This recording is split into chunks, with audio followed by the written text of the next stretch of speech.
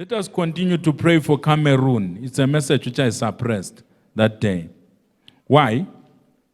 I saw militants, people were carrying guns, and some of them, they were wearing military fatigues, the camouflage, which is worn by soldiers. They kidnapped very prominent and visible people in that nation. They were kidnapping in some remote place. It's not a densely populated place, it's some remote place. Look at your neighbor and say it's some remote place. In Cameroon, we are specific.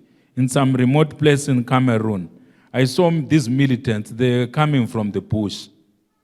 So if there are people who are tourists in there, unless they are highly guarded by, they are secure, they should not go into these places where there is fighting, which is going on, where there may be militants who may kidnap them for ransom.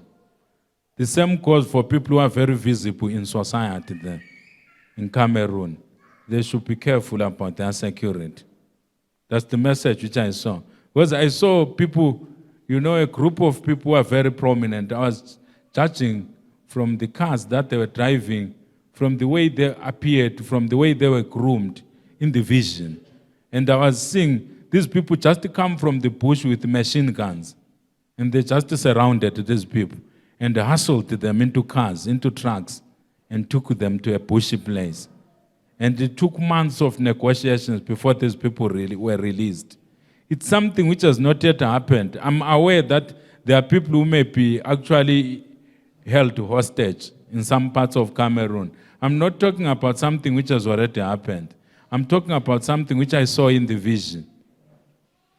It's something which I saw in the vision. In that group, I saw people who are working for government. In that group, which were bundled by militants, I saw people who are working for the government in that country, together with the tourists, you see. So we must watch and pray. I didn't want to speak the message because it can cause a lot of alarm.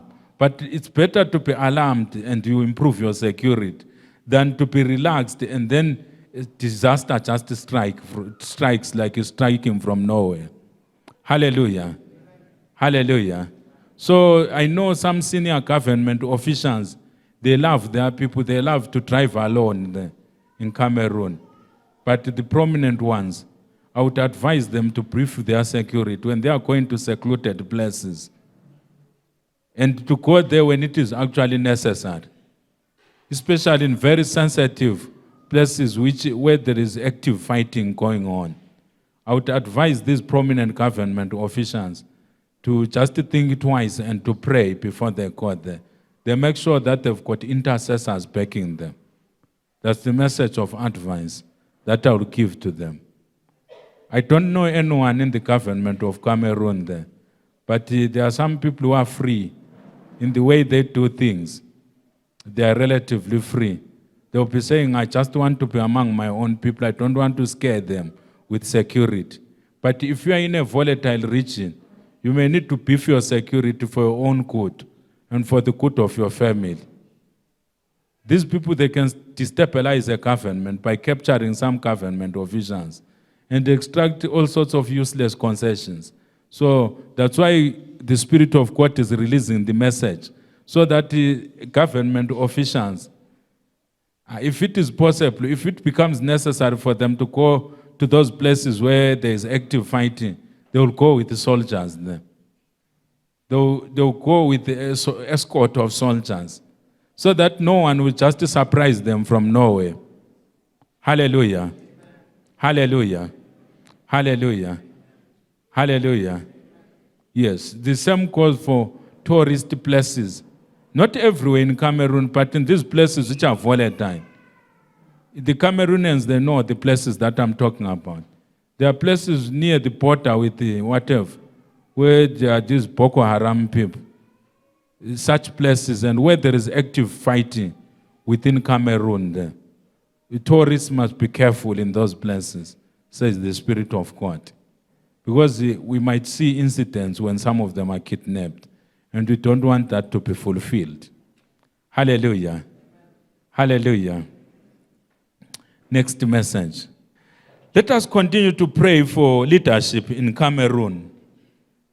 as God prepares the successor to the current leader.